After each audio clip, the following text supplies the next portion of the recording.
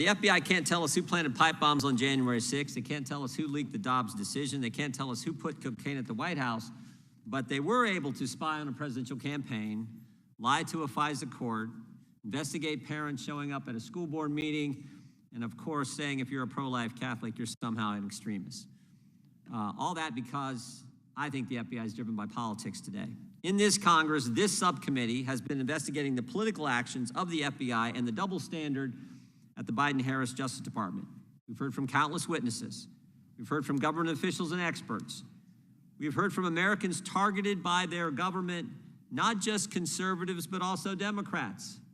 In fact, we were in a hearing in this room over a year ago when journalist Matt Taibbi was testifying. While he was testifying, it wasn't the FBI or Justice Department, but I think it makes the point, while he was testifying, the IRS was knocking on his door. Chilling impact, knocking on his door. Turned out they actually owed him money, but they did at the very moment he was testifying to us about the censorship going on in the Biden-Harris administration. Most importantly, we've heard from whistleblowers. We have one with us today, who we look forward to hearing from, Mr. Allen. As we have seen, if you're not politically correct, you're not in line with what the government thinks is the proper position, you become the target. Just as frightening if you're one of the good employees in our government who came forward to talk about the targeting, then you really become the target. If you're one of those good employees driven by your commitment to the Constitution, your conscience, and you come forward, they're coming after you.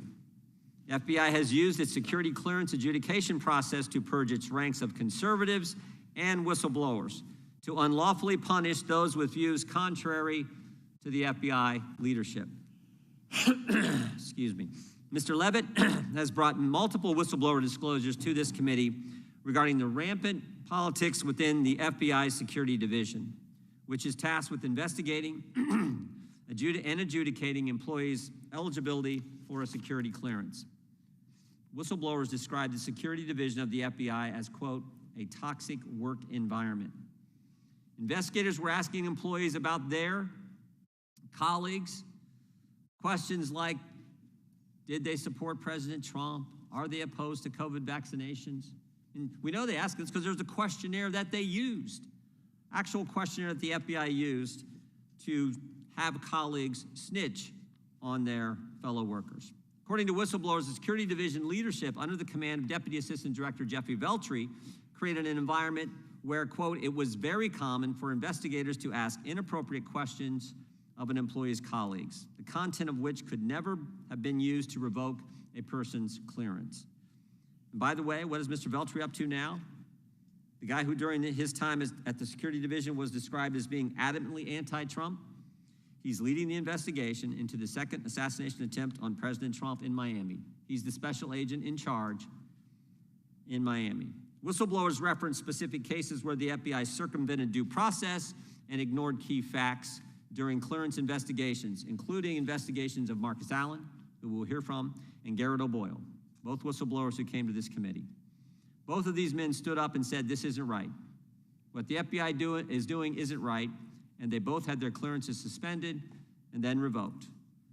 But the FBI isn't going to get away with it.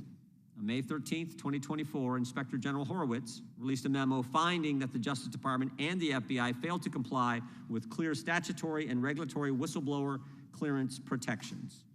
On May 31st, 2024, the FBI reinstated Mr. Allen's clearance, stating that the original security concerns had been investigated and they were mitigated. All this after 27 months where they harassed Mr. Allen. Remember, Mr. Allen came before this committee on May 18th of last year. The night before the hearing, the FBI sent this committee a letter filled with lies about the whistleblowers that were going to testify that next day. The FBI questioned Mr. Allen's allegiance to the United States. Decorated Marine veteran, 20 years of having a security clearance, employee of the year at his Charlotte office. They questioned that.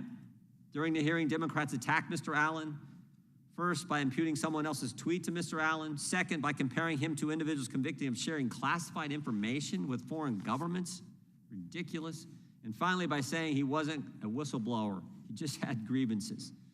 But that's not what the IG concluded, not at all. Mr. Allen was simply doing his job, doing it well, and for that, because he questioned the leadership at the FBI, he was harassed, lost his security clearance for 27 months, only to have it reinstated.